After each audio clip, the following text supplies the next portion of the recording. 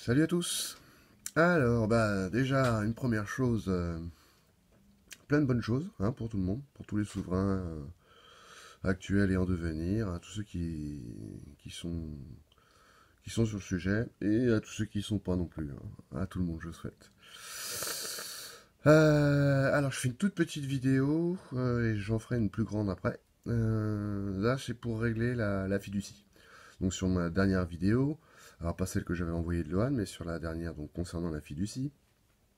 À la fin, je me questionnais de savoir si l'acte de naissance pouvait correspondre à un acte de fiducie, selon le droit, à peine de nullité. Et donc, qu'est-ce que nous dit l'article 2018? Il dit que le contrat de fiducie détermine. D'accord? Détermine. Donc, c'est bien quelque chose de particulier. C'est pas forcément que ce soit écrit noir sur blanc. Il faut que ce soit déterminable. Et c'est là qu'on s'est fait baiser. Si le contrat est une fiducie. Et je vais vous prouver qu'il peut l'être. Donc, les biens, les droits ou les sûretés transférées. Donc, pour nous, il s'agit de sûretés. S'ils sont futurs, ils doivent être déterminables. Comment on peut déterminer une sûreté sur un acte de naissance? Alors, je me suis pris la tête pour trouver. En fait, tu te rends compte que il n'y a rien. Il n'y a rien, il n'y a pas de numéro particulier, il n'y a pas de... Alors ça dépend sur lesquels tu bosses, mais sur ceux que j'ai bossé, il n'y a pas de numéro particulier. Donc j'ai galéré. Et en fait c'est tout simple. Ils utilisent ça. Des tables de mort actuarielles. Table de mortalité. En fait c'est avec ça qu'ils calculent les assurances vie.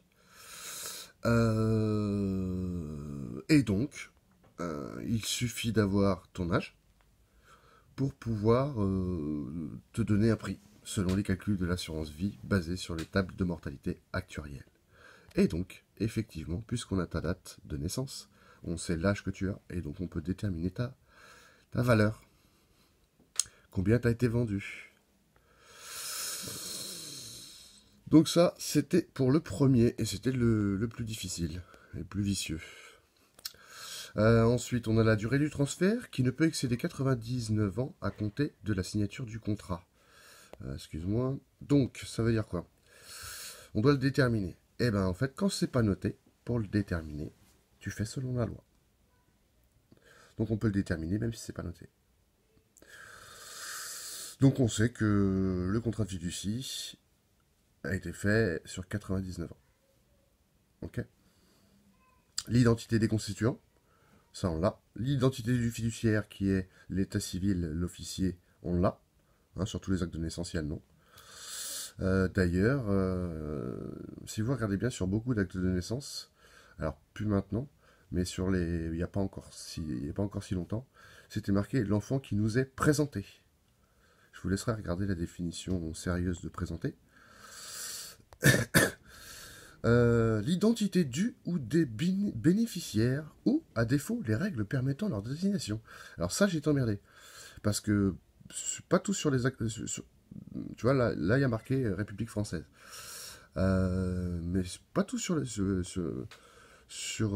bon nombre d'actes de naissance, il n'y a pas la République française ou un drapeau ou quoi que ce soit. Donc c'était juste devant moi, évidemment, mais je n'ai pas vu tout de suite. Et donc j'ai pris un point commun, j'ai pris tous les points communs aux actes de naissance, et le point commun qui ressort, c'est celui-là, c'est le sceau. Le sceau de l'état civil, qui était en fait, qui est le remplaçant du sceau royal, dont les premières personnes à pouvoir apposer ce sceau, autre que le roi, étaient les notaires. Et donc, dans le sceau de l'état civil, il y a la liberté, sous les traits de Junon. Junon, alors tout ça, c'est la mythologie. Donc, c'est la liberté qui est représentée comme un roi. Les rois étaient souvent représentés avec ce fameux sceptre, assis, etc. Mais sinon, c'est la liberté sous les traits de Junon. Et donc, voilà, on a trouvé les règles permettant la désignation des bénéficiaires. Et ensuite, ils te disent au petit 6, la mission du ou des fiduciaires est l'étendue de leur pouvoir d'administration et de disposition. Ah, c'est pareil, je me doutais que c'était devant moi, hein, mais... Eh ben, c'est pas compliqué, c'est pareil, pour savoir... Alors, pourtant, on pourrait se dire, hein, putain, où est-ce que c'est marqué l'étendue des pouvoirs de l'administration du fiduciaire, tu vois? Eh ben, c'est pas compliqué. Il marque qu'il est officier. Il est officier. C'est ça, l'étendue de ses pouvoirs. Il est officier. Donc voilà. Ça ne prouve pas que l'acte de naissance est une fiducie. Sur la prochaine vidéo, je vous montrerai ce qu'on peut prouver et ce qu'on peut pas prouver. Enfin, en tout cas, de mon côté à moi. Hein. Donc, ça ne veut pas dire que c'est une fiducie, mais en tout cas, ça n'écarte pas du tout la fiducie du sujet. Puisqu'on voit bien qu'à peine de nullité, selon le droit français, l'acte de naissance détermine les 6 petits points d'une fiducie. À peine de nullité. Donc il faut savoir que on passe d'un contrat, d'une déclaration, d'accord? D'une déclaration, en fait, on passe à un contrat privé. C'est encore les lois de la mer qui repassent sur les lois de la terre. Donc voilà, voilà. Alors bien sûr, hein, je continue mes recherches. J'ai été voir un notaire. J'ai essayé de lui tirer certaines choses. Il n'a pas été très coopératif. Néanmoins, il y a quelques points qu'il a dû acquiescer par le silence. Les points névralgiques, hein, typiquement. Et le hasard a voulu, hein, on sait bien ce que c'est le hasard a voulu qu'en plus il avait fait sa thèse en droit, sur la fiducie. Donc le gars est un petit peu au courant quand même. Voilà, à tout à l'heure pour la prochaine vidéo.